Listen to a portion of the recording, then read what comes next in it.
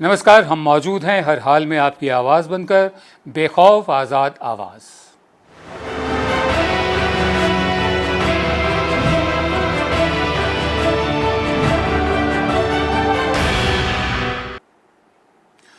राजस्थान में इस वक्त जो कुछ हो रहा है, कुछ लोग उसे सियासी घमासान कह रहे हैं, कुछ कह रहे हैं सियासी जंग ले लेकर ये हो रहा है कि कुर्सी के लिए झपट हो रही है कि कोई कुर्सी गिरा दे या कुर्सी छीन ले, कुर्सी कैसे बचाई जाए। अशोक गहलोत और उनके मंत्री और बाकी कांग्रेस के लोग कुर्सी बचाने में लगे हुए हैं। सचिन पायलट और उनके लोग पीछे से परमहंस की मुद्रा में बीजेपी कुर्सी छीनने में लगे हुए हैं। तो कुल मिलाकर हम इसे कुर्सी की सियासत की सर्कस मानते हैं। क्यों? क्योंकि सचिन पायलट ने जब से बगावत शुरू की है, पूरा का पूरा राज्य, पूरी की पूरी सरकार ऑटो पायलट पर चली गई है, नौकरशाहों के जिम्मे चली गई है। सिर्फ वही ऑटो पायलट पर सरकार चला रहे हैं।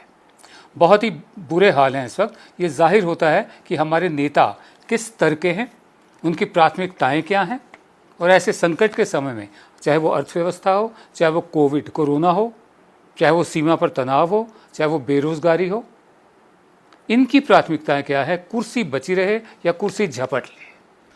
आज इसी सीरीज में जो मुख्यमंत्री अशोक गहलोत, सचिन पायलट जो डिप्टी सीएम थे, उन पर काफ़ी तीखा हमला बोला है।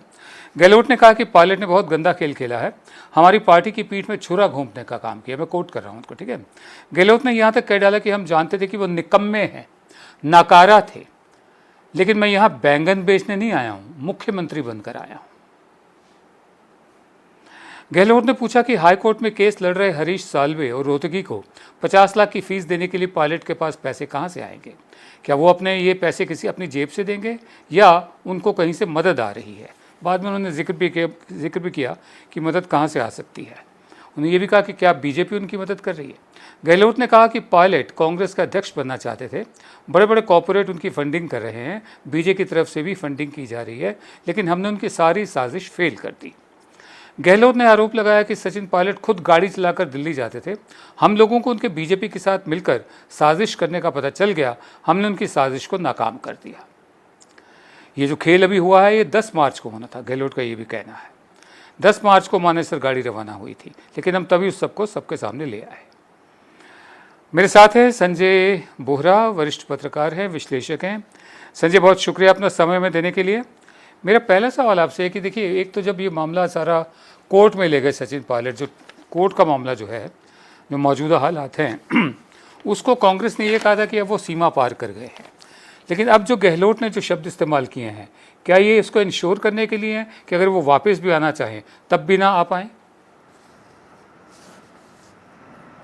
विनोद जी, जब कुछ दिन पहले ये बात चल रही थी कि कांग्रेस के वरिष्ठ नेता पायलट को मनाने में लगे हुए हैं, प्रियंका गांधी का जिक्र आया था तो उन्होंने बात की है, पी चिदम्बरम ने बात की है, उसके तुरंत बाद अगर आपको याद हो तो अशोक गहलोत ने बोला था कि सचिन पायलट खुद सरकार गिराने के षड्यंत्र में शामिल थे और वो इन तमाम षड्यंत्र में शामिल थे बीजेपी के साथ मिलकर।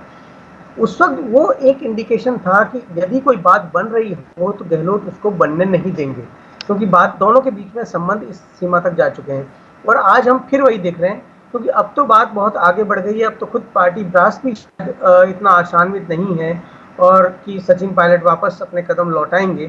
तो अब तो गहलोत के पास खुला मैदान है, इसलिए उन्होंने खुलकर हमला बोला है। मैं इसमें कहीं ना कहीं फ्रस्ट्रेशन भी देखता हूँ उनका। जी, मैं आगे बढ़ता हूँ। राजस्थान में विधायकों की खरीदो फरोख्त के आरोप के बीच कांग्रेस के एमएलए गिरिराज मलिंगा ने सचिन पायलट पर एक बहुत बड़ा आरोप लगाया।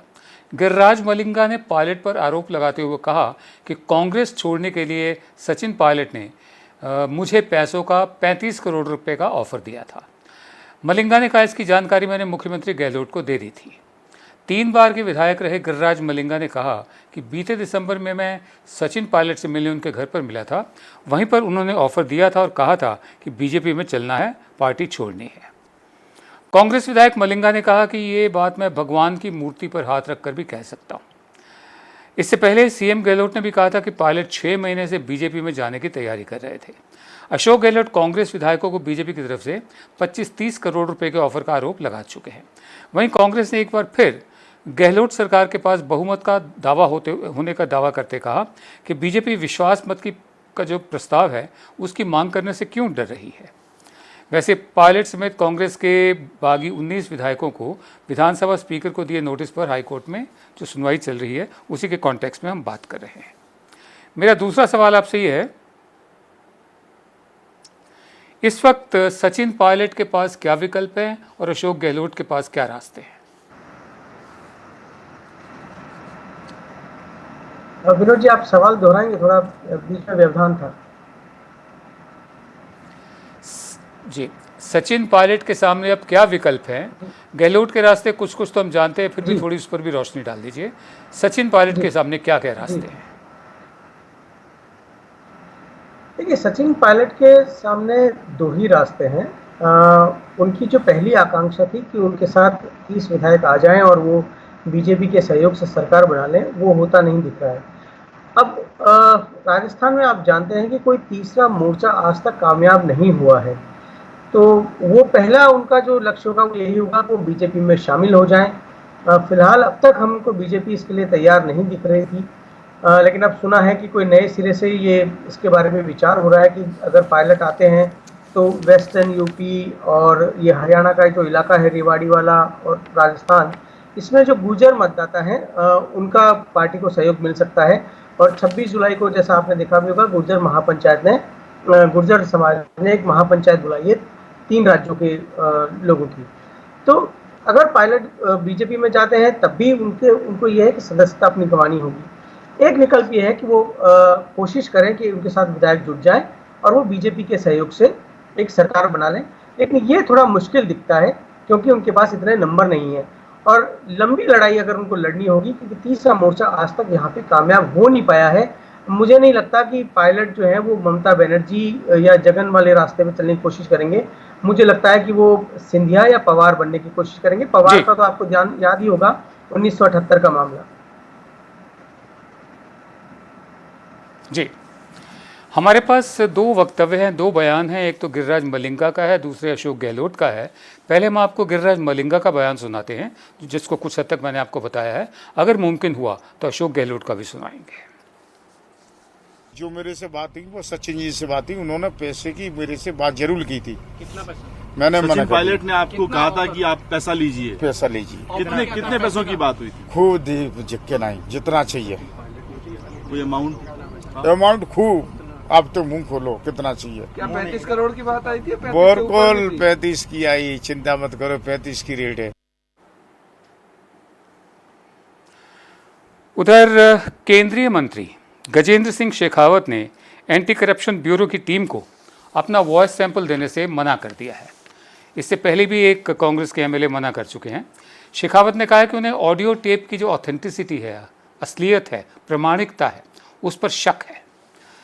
केंद्रीय मंत्री गजेंद्र सिंह शेखावत ने कहा कि जांच एजेंसी पहले जांच करे और बताए कि ऑडियो क्लिप का सोर्स क्या है और इसकी प्रामाणिकता क्या है। इस क्लिप को सरकार ने रिकॉर्ड कराया है या नहीं।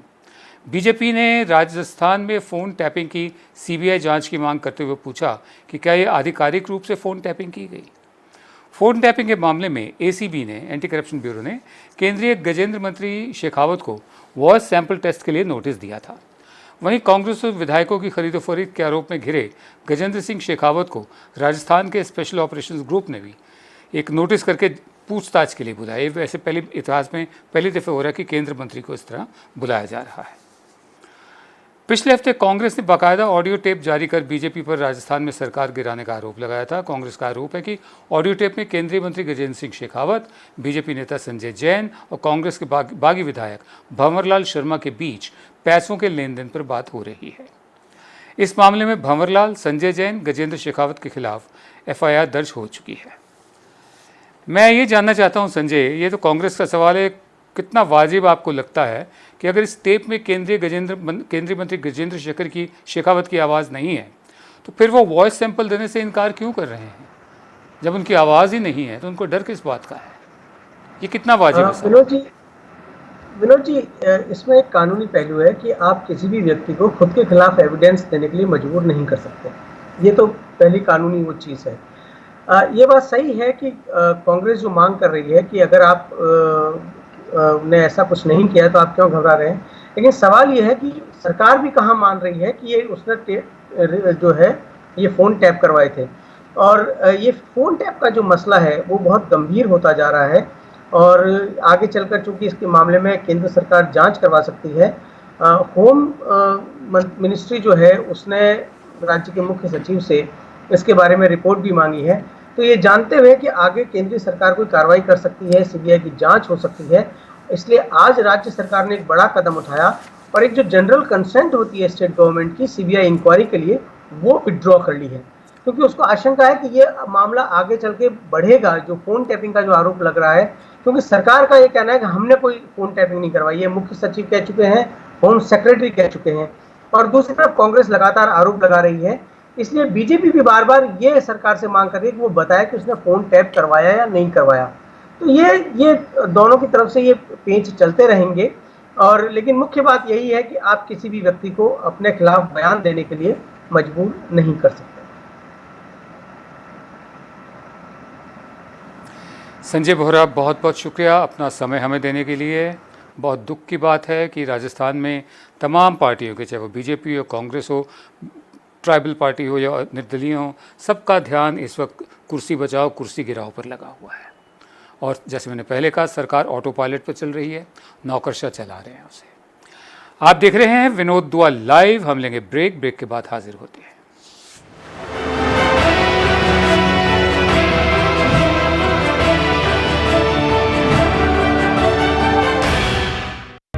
सपने सच तब होंगे जब आप सपने दिखना शुरू करेंगे। ये शब्द हैं उस शख्सियत के जिसके सपनों ने दी इस देश को एक नई उड़ान, डॉक्टर एपीजे अब्दुल कलाम। और ऐसे ही हर स्टूडेंट के सपने पूरे करेंगे हम, under best guidance of expert faculty team. Admission open in science and technology, humanities, social science, arts and sports. Doctor APJ Abdul Kalam university, Indore. For the details, contact 180030026072।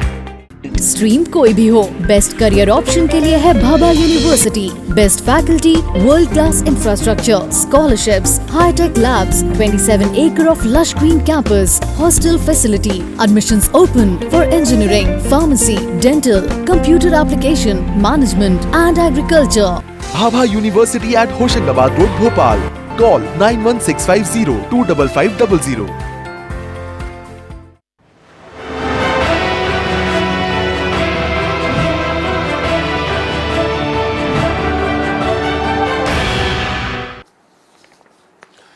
आप देख रहे हैं विनोद दुआ लाइव। हम आगे बढ़ते हैं। कोरोना महामारी के बीच इस साल फरवरी में हुए दिल्ली दंगों को लेकर सियासत हो रही है। दरअसल कोरोना के वजह से लोग घरों में इतने बंद हैं कि बहुत से लोगों ने जिक्र करना छोड़ दिया है कि नॉर्थ वेस्ट दिल्ली में दंगे भी हुए थे फरवरी के महीने में। पूरे देश में CAA और CAB के खिलाफ पूरे देश में धरने प्रदर्शन भी हुए थे। सिटीजनशिप अमेंडमेंट एक्ट और जो नेशनल रजिस्टर फॉर सिटीजन बनना था उसके खिलाफ धरने भी होते, लाखों जगह पर हुए थे। बहरहाल कोरोना महामारी के बीच इस साल फरवरी में हुए दिल्ली दंगों को लेकर सियासत हो रही है। दिल्ली दंगा मामले में दिल्ली पुलिस के बनाए पैनल को केजरीवाल सरकार ने खारिज कर दिया है। सरकार का कहना है कि दिल्ली पुलिस के पास पैनल बनाने का अधिकार नहीं है। बताया जा रहा है कि दिल्ली पुलिस ने तुषार मेहता, अमन लेखी समेत 6 वकीलों को दिल्ली दंगों और CAA विरोधी प्रदर्शनों से जुड़े 85 मामलों में स्पेशल वकील बनाए जाने का प्रस्ताव दिल्ली सरकार को भेजा था। 14 जुलाई को दिल्ली सरकार ने इसे खारिज कर दिया। दिल्ली सरकार का कहना है कि इस मामले में केंद्र को हस्तक्षेप, केंद्र को दखलंदाजी नहीं करनी चाहिए। केजरीवाल सरकार चाहती है कि इन मामलों में इंसाफ दिलवाने के लिए दिल्ली सरकार के ही वकील हों। आम आदमी पार्टी के सांसद संजय सिंह ने कहा है कि दिल्ली दंगों में शामिल बीजेपी नेताओं को बचाने के लिए केंद्र सरकार अपने पसंदीदा वकील इस केस में लगवाना चाहती है।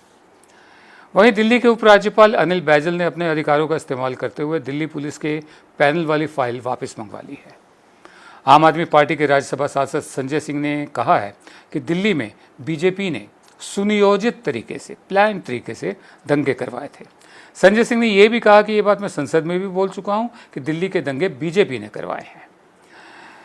24 और 25 फरवरी को उत्तर पूर्व दिल्ली में हुए दंगों में 53 लोगों की मौत हुई थी, 581 लोग घायल हुए थे, जख्मी हुए थे। दिल्ली पुलिस ने उत्तर पूर्वी दिल्ली हिंसा में कुल 751 केस दर्ज किए। 200 केसों में चार्जशीट भी हो गई।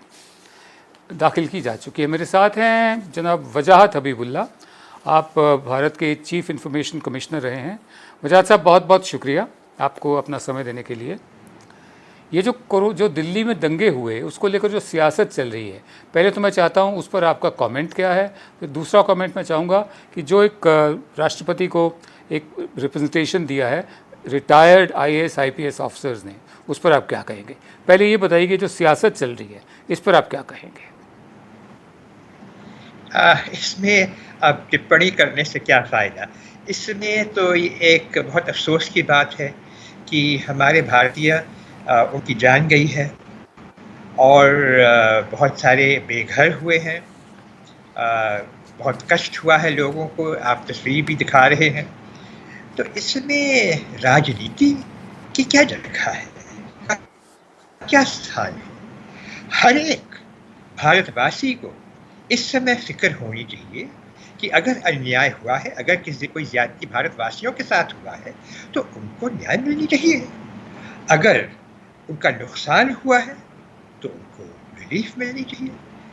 मेरे विचार में ये तो एक बिल्कुल साधारण सी बात है। इसमें कौन सी इसमें इतने कष्ट की बात है। दूसरी बात ये है कि जाहिर है कि जब ऐसा हुआ है तो क्रिमिनल ऑफेंस हुए हैं, और जब क्रिमिनल ऑफेंस हुए हैं तो जिसने वो क्राइम कमिट किया है उसको सजा मिलनी चाहिए। कैसे मिलेगी, तभी मिलेगी जिसमें तफ्तीश होगी, और फिर जो दोषित हैं उनको कानून का पूरा जो दबाव है देखना पड़ेगा।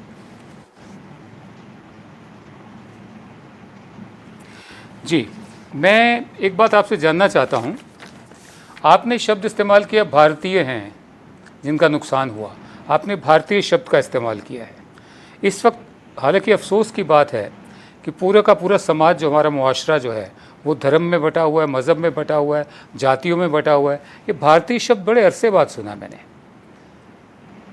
ये अपने आप में कितने अफसोस की बात है कि ये जो शब्द भारतीय जो हमारी परवरिश में है बड़े अरसे बाद सुना मैंने आपके मुंह से। आप क्या कहेंगे।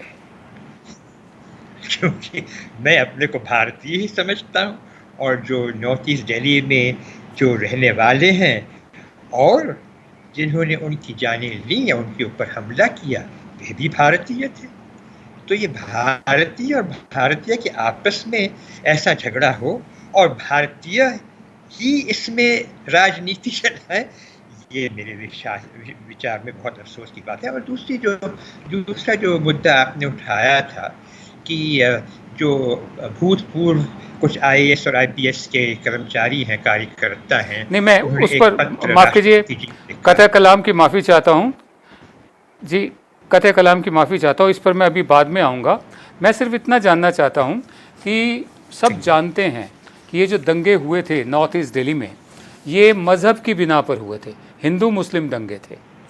अब मुझे तो बड़ा अच्छा लगा आपने भारतीय शब्द का इस्तेमाल किया, लेकिन जिन्होंने किए दंगे और जिन्होंने नुकसान उठाया वो खुद को कितना भारतीय मानते हैं।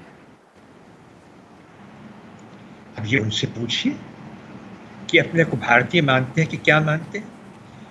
जी, भारतीय को भारतीय से लड़ाना, भारतीय की जान भारतीय ही ले तो इसका ये भारतीय करेगा कि गद्दार माना जाएगा। नहीं, इस बारे में तो मैं कोई कंसेशन देने मैं वजाहत साहब आप पर दोबारा वापस आऊँ। जी, मैं आप पर वापस आऊँगा। हम आगे बढ़ते हैं। साल की शुरुआत में फरवरी में उत्तर पूर्वी दिल्ली में, माफ़ कीजिए मैं पहले नॉर्थ वेस्ट बोल गया था, नॉर्थ ईस्ट दिल्ली में हुए दंगों को लेकर पुलिस ने 13 जुलाई को दिल्ली हाई कोर्ट में एक हलफनामा दायर किया। Scroll.in की रिपोर्ट के मुताबिक दिल्ली पुलिस ने हल्फनामे में कहा कि साजिश करने वालों के सेसेशनिस्ट मोटिव यानी अलगाववादी इरादे थे और वो CAA विरोधी आंदोलन के बहाने देश की सरकार को अस्थिर करने की साजिश कर रहे थे। आजकल सेडिशन के चार्जेस तो जैसे कोई भी किसी पर भी लगा दे। दिल्ली पुलिस की चार्जशीट में स्वराज इंडिया अध्यक्ष योगेंद्र यादव, पूर्व IAS और सामाजिक कार्यकर्ता हर्ष मंदर, अंजलि भारद्वाज, स्टूडेंट लीडर सफूरा जरगर और कमलप्रीत कौर का नाम भी शामिल है। जाफराबाद मेट्रो स्टेशन से जुड़े मामले में पुलिस ने एनजीओ पिंजरा तोड़ की नताशा नरवाल और देवांगना कलिता को भी आरोपी बनाया है। पुलिस का आरोप है कि इन्होंने महिलाओं को CAA और NARC के नाम पर भड़काया। दंगों को लेकर दिल्ली पुलिस ने बीजेपी नेता कपिल मिश्रा, अनुराग ठाकुर, परवेश वर्मा के खिलाफ केस नहीं बनाया है। पुलिस के मुताबिक अब तक की जांच में उनके खिलाफ कोई सबूत नहीं मिले हैं। आपको ये याद दिला देंगे कि 23 फरवरी को बीजेपी के नेता कपिल मिश्रा ने अपने इलाके में CAA के समर्थन में रैली आयोजित की थी। उसके अगले दिन हिंसा भड़की थी। उन्होंने कहा था कि पुलिस के DCP साथ खड़े हुए थे। उन्होंने कहा था कि ट्रंप का इवेंट ख़त्म हो जाए, हम 2 दिन और इंतज़ार करेंगे।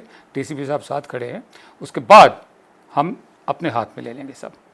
बहरहाल दिल्ली पुलिस ने आम आदमी पार्टी के पूर्व नेता और पार्षद ताहिर हुसैन को दंगों का मास्टरमाइंड कहा। पुलिस का कहना है कि दिल्ली में दंगों से पहले एक महीने पहले 8 जनवरी को ताहिर हुसैन ने JNU के छात्र रहे उमर खालिद और यूनाइटेड अगेंस्ट हेट के खालिद सैफी से शाहीन बाग में मुलाकात की थी। दिल्ली पुलिस ने यह भी कहा 3 महीने तक चले anti-CAA आंदोलन का जो ख़त्म हुआ वो हिंदू मुस्लिम दंगों के तौर पर हुआ। पुलिस मानती है कि हिंदू मुस्लिम दंगे थे, मजहब के आधार पर थे। मेरा दूसरा सवाल आपसे ये है,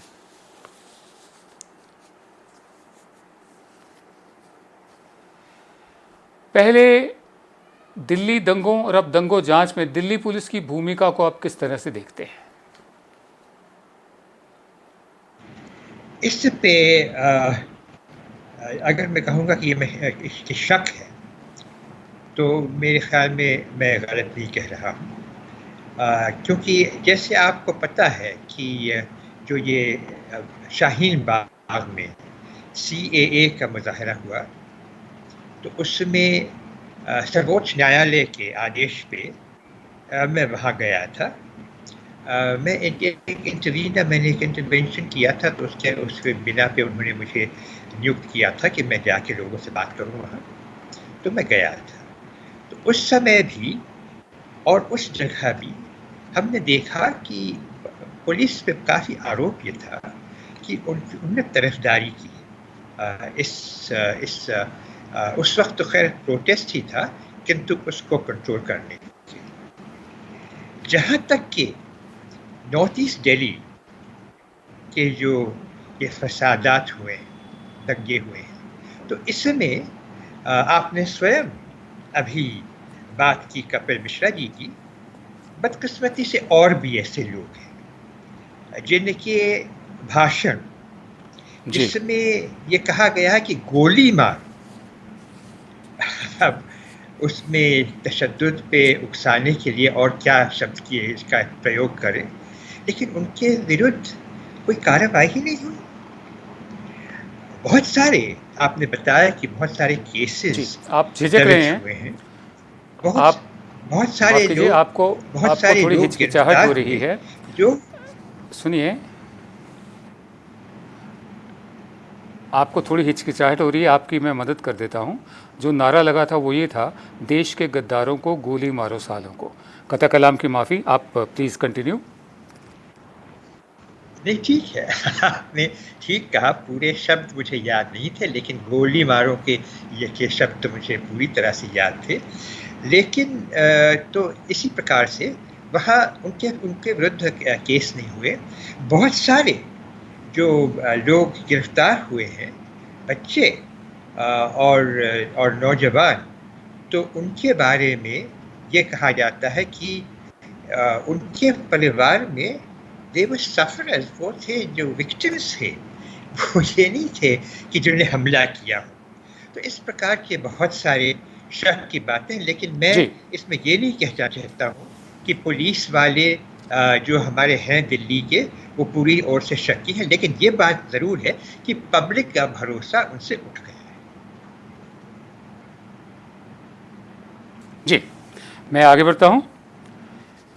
एक और डेवलपमेंट हुई है, IAS रहे, IPS लोग रहे, जो मैंने आप जिक्र भी किया थोड़ी देर पहले, और कुछ सामाजिक कार्यकर्ताओं ने और कुछ और हस्तियों ने, जाने माने लोगों ने राष्ट्रपति रामनाथ कोविंद को चिट्ठी लिखी है। दिल्ली दंगों की जांच के लिए जांच आयोग बनाए जाने की मांग की है। चिट्ठी लिखने वाले लोगों में मेरे मेहमान वजाहत हबीबुल्ला है, सुप्रीम कोर्ट के वकील प्रशांत भूषण है, योजना आयोग की पूर्व सदस्य सईदा हामिद हैं, पूर्व सचिव अभिजीत सेन गुप्ता, सामाजिक कार्यकर्ता अरुणा रॉय, अंजलि भारद्वाज और निखिल डे शामिल हैं। राष्ट्रपति को भेजी चिट्ठी में कहा गया कि दिल्ली पुलिस ने जानबूझकर हिंसा पर रोक नहीं लगाई और कुछ जगहों पर पुलिस हिंसा में शामिल भी रही। राष्ट्रपति से अपील की गई है कि यह सुनिश्चित तय किया जाए कि हिंसा में यह तशद्दुद जो हुआ इसमें शामिल रहे अधिकारी ऑफिसर जो हैं वो जांच में शामिल ना हो। चिट्ठी में ये भी कहा गया कि दिल्ली दंगों में पुलिस की जारी जांच विश्वास नहीं जगाती है और एक ऐसा धारणा बन रही है कि एजेंसी अपना बचाव कर रही है दिल्ली पुलिस। ये जो जितने भी रिटायर्ड अफसरान हैं और बाकी लोग हैं, इनकी चिट्ठी में ये भी आरोप लगाया है कि दिल्ली पुलिस पूछताछ के दौरान गैर कानूनी तरीके से काम कर रही है, गवाहों को डराने धमकाने की भी कोशिश की जा रही है। CAA के खिलाफ विरोध प्रदर्शनों को आपराधिक बताने के दिल्ली पुलिस के तौर तरीके, उन पर भी सवाल उठाया गया। मेरा आखिरी सवाल आपसे ये है कि इस चिट्ठी पर आपने भी साइन किए हैं, मैं सिर्फ यही जानना चाहता हूँ कि इस चिट्ठी जो आपने लिखी है इसमें रिटायर्ड ब्यूरोक्रेट्स हैं और सोशल एक्टिविस्ट्स हैं और भी जाने माने लोग हैं, राष्ट्रपति को लिखी चिट्ठी के मायने क्या हैं? क्या पास्ट क्या बताता है, हमारा माजी क्या बताता है? ऐसी चिट्ठियों का या रिप्रेजेंटेशंस का या पिटिशंस का कुछ असर होता है क्या? असर होता है ये नहीं होता है, इससे ये तो अब देखना है सरकार किस प्रकार से, राष्ट्रपति जी किस प्रकार से इसका रिएक्शन होता है। और लेकिन जनता में ये विश्वास हम दिलाना चाहते हैं कि हाँ, अभी सरकार में अब हम तो नहीं हैं, किंतु यहाँ का जो ढांचा है, जो लोग जिनका जो सरकार में रह चुके हैं, अब भी होंगे लेकिन अब कह नहीं सकते हैं, लेकिन हमें ये यकीन है कि हमारा कानून ऐसा है, हमारा जो ये ढांचा ऐसा है कि न्याय अगर मांगा जाएगा तो न्याय अवश्य मिलेगा। अब ये देखना है, ये एक चुनौती है कि क्या ऐसा होगा कि नहीं होगा, ये देखने की आवश्यकता है। जी, बहुत बहुत शुक्रिया वजाहत हबीबुल्लाह साहब, अपना वक्त हमें देने के लिए। आप जितनी उम्मीद आप रख रहे हैं उतनी हम भी रख रहे हैं, देखते हैं होता क्या है। बहुत शुक्रिया आपका। हम आगे बढ़ते हैं। कांग्रेस के मेंबर पार्लियामेंट राहुल गांधी ने मोदी सरकार को कहा है कि 2426 कंपनियों ने लोगों की बचत के 1,47,000 करोड़ बैंकों से लूट लिए हैं। राहुल गांधी ने पूछा है कि क्या ये सरकार इस लूट की तहकीकात करके दोषियों को सजा देगी या इन्हें भी नीरव और ललित मोदी जैसे फरार होने देगी। राहुल गांधी ने मीडिया में आई रिपोर्ट्स के बाद केंद्र सरकार पर ये आरोप लगाए हैं। All India bank employees association यानी AIBEA ने 2426 ऐसे खातों की एक सूची जारी की है जो जानबूझकर कर्ज नहीं चुकाने वाले यानी विलफुल डिफॉल्टर्स वाली कैटेगरी में है। बैंकों का 1,47,350 करोड़ रुपया नहीं चुकाया गया है। ये विलफुल डिफॉल्टर्स हैं जिन्होंने जानबूझकर नहीं चुकाया है। रिपोर्ट्स के मुताबिक इस लिस्ट में किंगफिशर एयरलाइंस, गीतांजलि जेम्स, नक्षत्र brand, Winsome diamonds and jewellery जैसे कई डिफॉल्टर शामिल हैं। इनमें से 3 तो बाहर ही हैं। 2426 लोगों की लिस्ट में सबसे ज़्यादा 685 डिफ़ॉल्टर देश के सबसे बड़े सरकारी bank state bank of India से जुड़े हैं, जिन्होंने 43,887 करोड़ रुपए का कर्जा नहीं चुकाया है। AIBIA ने ये फिगर जितनी भी हैं, यूनियन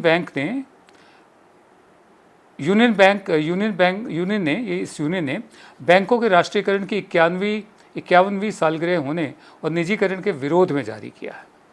संगठन का कहना है कि अगर बैंकों का प्राइवेटाइजेशन नहीं रुका तो आने वाले दिनों में वो लोग हड़ताल पर जा सकते हैं।